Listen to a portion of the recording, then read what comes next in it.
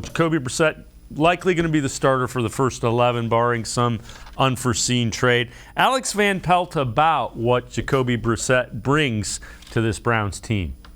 Yeah, I think that's huge, and he does bring that rock, in the locker room and on the offensive side of the football. Even going back to earlier in training camp, we were maybe 2 weeks in, and we had a really bad practice offensively, and he was the first one to call the group up and kind of just address the issues that we were having at that time. So he's a guy that's been there. He's done it. He's done it as a backup, and he's also done it as a starter. So those are valuable experiences that he's gone through, and we'll lean heavily on him as a leader. And, G. Bush, with Deshaun Watson, he won't be in the building after August 30th. So you're the quarterback, you got to be that guy. Yeah, and I've heard from inside sources that have told me when they went to the Bahamas and Deshaun Watson took those guys out there, the true leader, the most vocal leader was Jacoby Brissett. You got to think about it. He was brought in prior to Deshaun Watson being here. So he's had an opportunity to kind of acclimate himself. Guys really pay attention to him. Guys really follow him. And so when people were saying, Jimmy G and people thinking about bringing in Jimmy Garoppolo, it's a far-fetched. You listen to the way Scott Van Pelt, talks about this guy. He talks about his leadership, his intangibles. They're going to lean on him. And one thing about Jacoby Brissett that I think people don't take into consideration is this. He's not going to turn the football over. One of the things that Kevin Stefanski, you could tell when Baker Mayfield was a quarterback here, even after being hurt.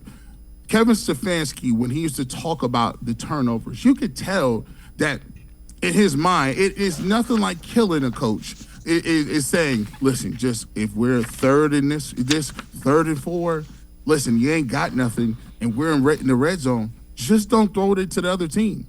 Don't take the 10, 12-yard sack when you could just throw the ball away and get on the line of scrimmage and kick the field goal, right?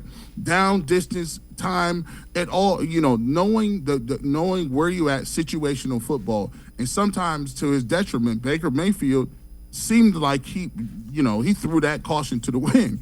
He's out here trying to make plays when you're in your own goal line and you're throwing the ball. No, just understand what you need to do here, understand the down and distance, and understand what you need to do to get your team some points on the board or minimize certain things that could go catastrophic. And I think the thing that Jacoby Brissett does well is he's not going to do that. He's not going to try to throw a seam route when he knows, hey, I could just throw this, check it down, get a couple yards, and get back on the ball and get it to third and manageable. So those are the things that they're counting on.